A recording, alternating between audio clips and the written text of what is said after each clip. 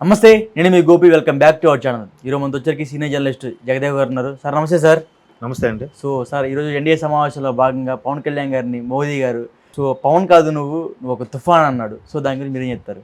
ఆయన ముందు నుంచి ఆయన మీద అదే అభిప్రాయంతో ఉన్నట్టున్నాడు అండి. ఎందుకంటే ఈవెన్ అంతకుముందు చంద్రబాబు గారి స్పీచ్ కూడా మీరు చూసే ఉంటే రాష్ట్రంలో వ్యతిరేక ఓటు ఏదైతే, అంటే ఇంత డీటెయిల్గా చెప్పలేదు కానీ నేను అనుకున్నది చెప్తున్నాను. వ్యతిరేక ఓటు చేల్చబోనని ఆయన మొదటి నుంచి అదే మాట, ఏ మాట చెప్పాడో ఆ మాట మీద కట్టుబడి ఉన్నాడు. ఎంత కట్టుబడి ఉన్నాడంటే, అంటే ఎందుకు ఈ మాట అంటున్నానంటే, ఈరోజు ఇంత అఖండ విజయానికి కారణం పవన్ కళ్యాణ్ గారి డెసిషన్ కూడా ఒక రీజనే. ఇంకొకటి టీడీపీ మేనియా. చంద్రబాబు గారు విజనరీ, ఇటువంటి లీడరు మనకు మళ్ళీ అనవసరంగా 19లో మిస్ చేసుకున్నామే అనే ఒక ఫీలింగ్ కూడా వచ్చింది. దాని తర్వాత పవన్ కళ్యాణ్ గారు ఇలాగా మూడో స్థానము ప్రభుత్వ వ్యతిరేకత కూడా, భయంకరమైన వ్యతిరేకత రావడం కూడా వీళ్ళకి అడ్వాంటేజ్ అయిపోయింది. ఓకే, అంటే మొదటి ఒక 4 భాగాలు వేస్తే 2 భాగాలు టీడీపీకి వచ్చింది, ఒక భాగం పవన్ కళ్యాణ్కి ఇస్తే మిగిలిన భాగం వ్యతిరేకత అదే దీనికి ఇంకా ఇమేజ్ పెరిగిందన్న అర్థం, అంతే కదా. అట్లాగా పవన్ కళ్యాణ్ గారికి అసలు ఒక్క సీట్ లేదు, ఏమీ లేదు. ఆయన గుర్తుకి ఎంత ఇబ్బంది పడ్డాడబ్బా. అదేంటది ఇండిపెండెంట్కి ఇచ్చేశారు. అక్కడ ఎక్కడైతే పోటీ చేస్తున్నారో ఆ నియోజకవర్గాలు తప్ప మిగతా నియోజకవర్గాలు ఇచ్చుకోవచ్చు.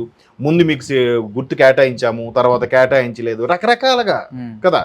ఇన్ని అయినా కూడా, ఎన్ని హడ్డిల్స్ వచ్చినా కూడా, ఎన్ని విమర్శలు, ఆఖరికి ఆయనకి కనీసం ఒక్క సీటు కూడా గెలుచుకోనప్పుడు, గెలిచిన ఒక్క సీటు కూడా వేరే పార్టీలోకి వెళ్ళిపోయినప్పుడు కూడా ఎక్కడా కనబడిన ఆ సామాజిక వర్గ నేతలు పెద్ద లేఖలు మళ్ళీ, మాకు అధికారం వస్తే ఎన్ని సీట్లు ఇస్తారు, ఎన్ని మంత్రి పదవులు ఇస్తారు, మా స్థానం ఏంటో చెప్పండి, మా నేతకి డిప్యూటీ సీఎం ఇస్తారా, లేదా 3 ఏళ్ళు మీరు ముఖ్యమంత్రిగా ఉండి 2 ఏళ్ళు మా వాడిని ముఖ్యమంత్రి చేస్తారు, ఇట్లా ఒక్కొక్కరు. అంటే ఊరికే రెచ్చగొట్టే ధోరణి.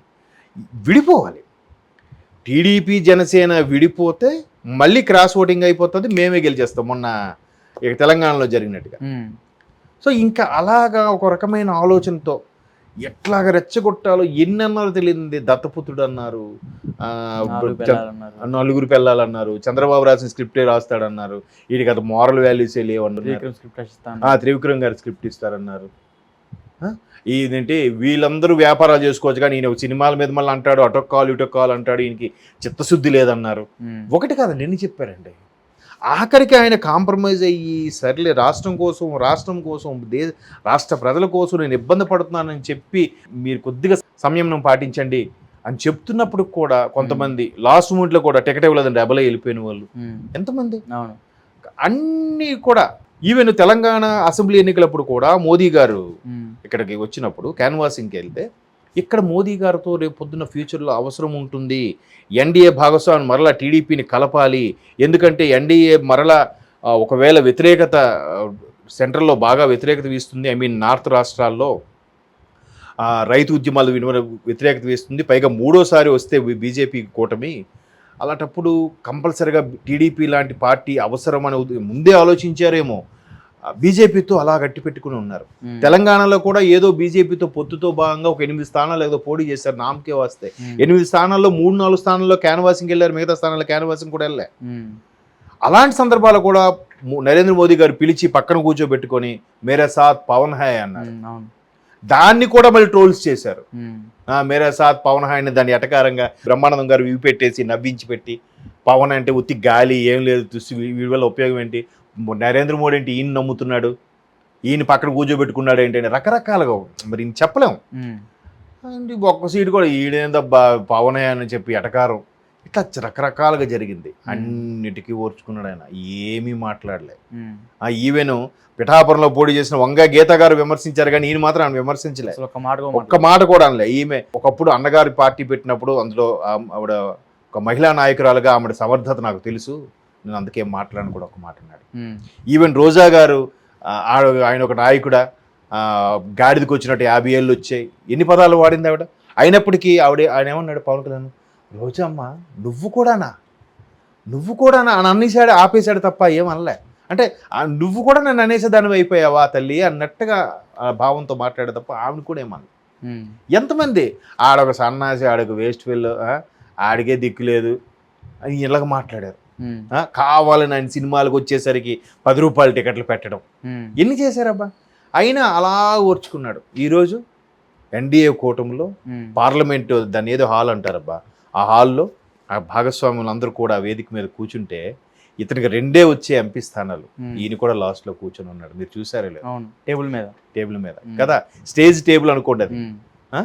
అక్కడ కరెక్ట్గా దాని పక్కనే పోడియం ఉంది, పోడియం దగ్గర నరేంద్ర మోదీ గారు మాట్లాడారు. అంటే అంతకుముందు బాబు గారు మాట్లాడినప్పుడు కూడా మేమందరం కష్టపడి రాష్ట్ర ప్రభుత్వాన్ని ఎలాగైనా స్థాపించాలి, ఈ అవినీతి ప్రభుత్వాన్ని పడగొట్టాలనే ఉద్దేశంతో నేను, పవన్ కళ్యాణ్ గారు, ఈవెన్ మా రాష్ట్ర బీజేపీ అధ్యక్షురాలు పురంధరేశ్వరి గారు కూడా కష్టపడ్డారన్నట్టు కూడా బాబు గారు చెప్పారు. చాలా మనకి ఇప్పుడు రైట్ టైంలో రైట్ పర్సన్ ఎన్నుకున్నాం మనం. మనకి ఇప్పుడు అవసరం మేక్ ఇన్ ఇండియా. రాబోయే రోజుల్లో ప్రపంచ దేశాల్లో 5వ ఆర్థిక వ్యవస్థగా భారతదేశం ఇప్పటికే అవతరించింది. ఇంకా రాబోయే 5 ఏళ్ళలో 1-2 స్థానాలకు వెళ్ళినా ఆశ్చర్యపోనక్కర్లేదు మోదీ గారి నాయకత్వం అని చెప్పి బాబు గారు చెప్పారు. ఆయన కూడా పవన్ కళ్యాణ్ గురించి మెచ్చుకున్నారు. అంటే అంటే ప్రధాని మోదీ మెచ్చుకున్నాక ఇంకేముందండి అల్టిమేట్ది చెప్పండి. అవును కదా.